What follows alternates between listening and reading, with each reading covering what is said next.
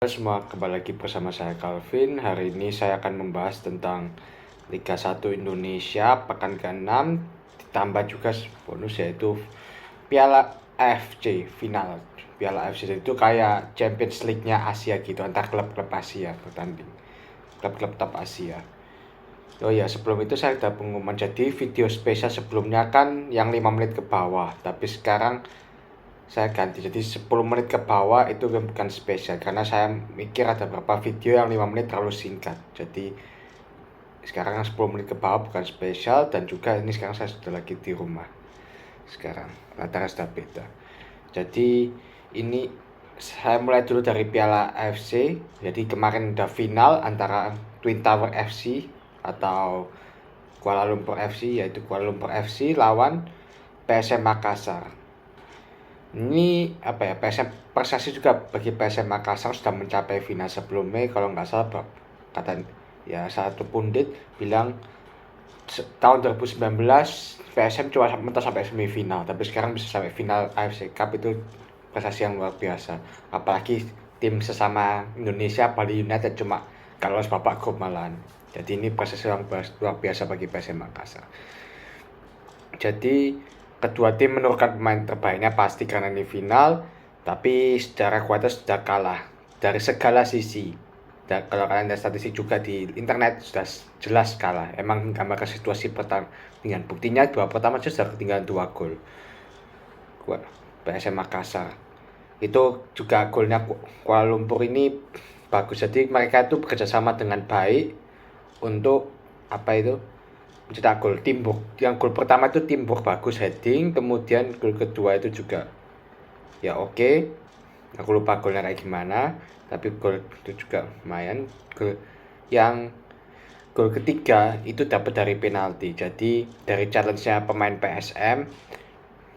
Kemudian Paul Jose yang bisa convert penalti dengan baik. Maksudnya memasukkan penalti dengan baik. Setelah 3-0 ini kan seakan-akan kan ya sudahlah kalah. Tapi ternyata PSM Makassar mau membalas 2 gol dalam waktu 5 menit. Jadi lewat Yakub Sayuri di menit 58, kemudian Akbar Tanjung menit 63. Jadi apa ya, ini sekarang kan kayak memberikan sinyal bagi Kuala Lumpur, kita belum selesai loh. PSM Makassar belum selesai. Kita masih bisa mengimbangi malah kalau. Tapi ternyata Kuala Lumpur masih bisa mengimbangi mereka bersiaga, mereka nggak lengah. Buktinya setelah 2 gol tersebut, mereka itu tetap mendominasi PSM. Jadi PSM kalah segalanya. Kemudian tadi gol pertamanya PSM itu bagus banget. Itu dia skill individu Yakub Sayuri melewati 2 pemain kemudian tendang, itu luar biasa. Dari lini kedua, jadi dari luar kotak penalti. Tapi kemudian di menit-menit akhir sekitar 80-an, Kuala Lumpur itu berhasil cetak gol lagi. Ya lewat yang tendang penalti itu dicetak gol lagi, Paulo Jose namanya. Kemudian di menit terakhir dapat penalti lagi Kuala Lumpur. Jadi ya anggap aja PSM sudah pasrah, jadi pelanggaran lagi. Jadi lewat golnya Hadis Asman. Ya itu terakhir. Jadi Kuala Lumpur juara, PSM kalah, tapi tidak apa-apa. PSM sudah menunjukkan permainan yang terbaik. Saya tetap apresiasi PSM. Oke, tidak apa-apa. Sampai final itu sudah luar biasa kok. Ini kan sudah membanggakan Indonesia.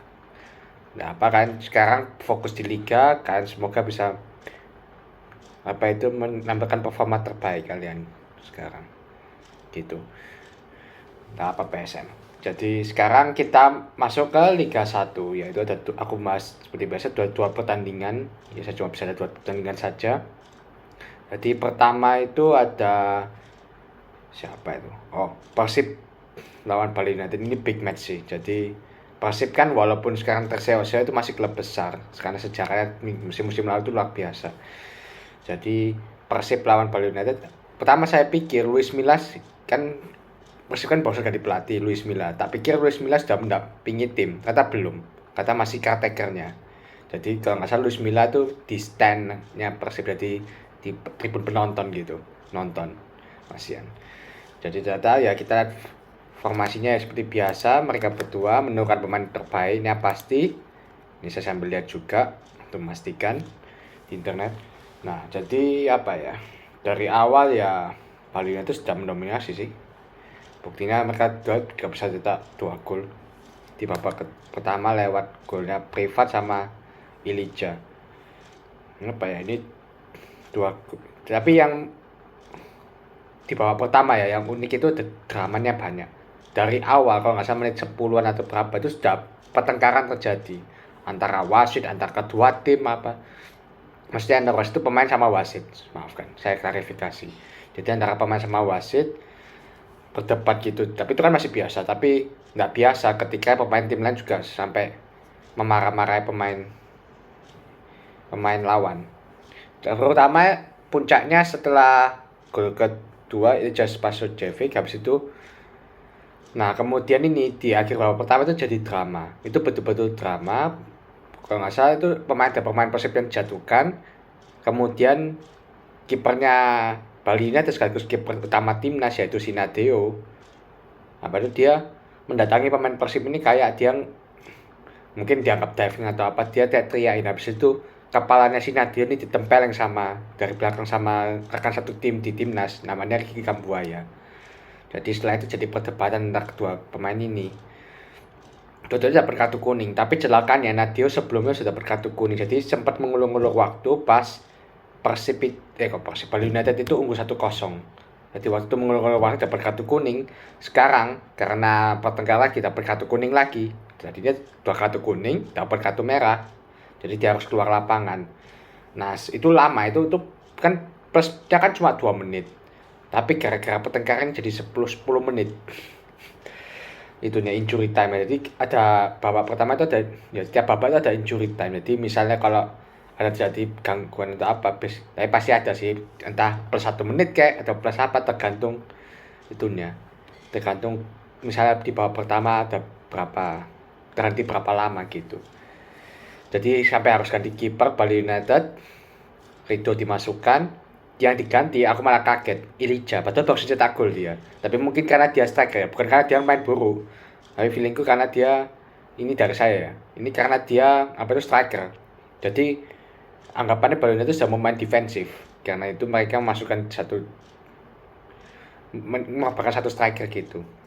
Nah di babak kedua, lanjut ke babak kedua ya, Persib dapat penalti. Jadi pemain Bali United melakukan pelanggaran, aku lupa, handball kalau nggak salah. Kelihatan habis itu David da Silva berhasil mencetak gol.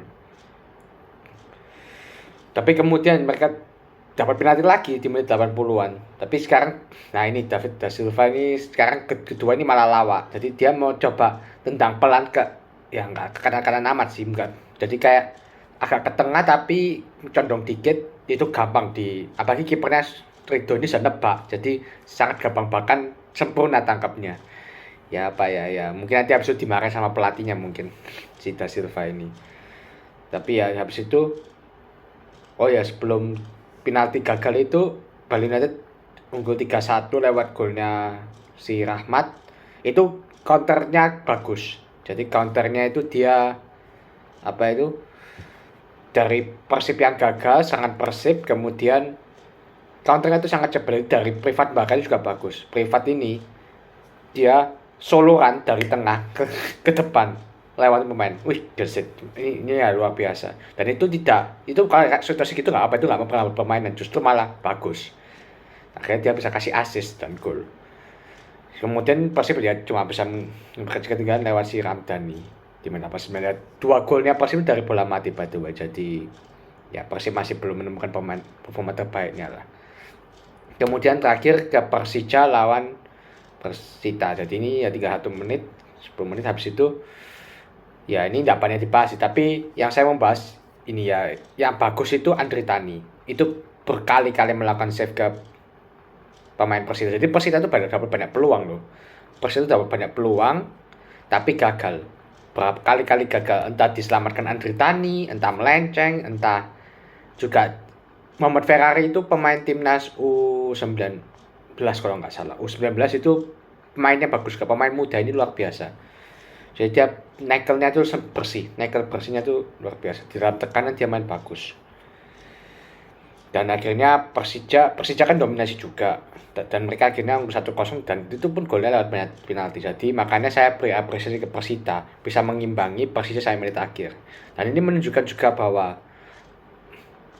Persija menurut Thomas Doll itu tepat, walaupun di Piala Presiden betul-betul hancur 4 kali laga 0 poin, tapi dia mampu membalasnya di liga ini dengan 5 laga dia menang 3 kali loh dalam 5 laga. Kalau nggak terkalahkan juga 2 kali seri, berarti sudah bangkit istilahnya. Pelatihnya itu sudah mulai menemukan formasi terbaik buat Persija Jakarta gitu. Jadi selamat juga buat Persija atas kemenangannya. Ini membuat mereka ke posisi ke-6. Dan ya Persita masih di posisi ke-4 sih, cuma ini mungkin mereka harus berhati-hati gitu, karena dua tim ini cuma beda 1 poin gitu. Oke, itu saja dari saya. Terima kasih sudah menonton.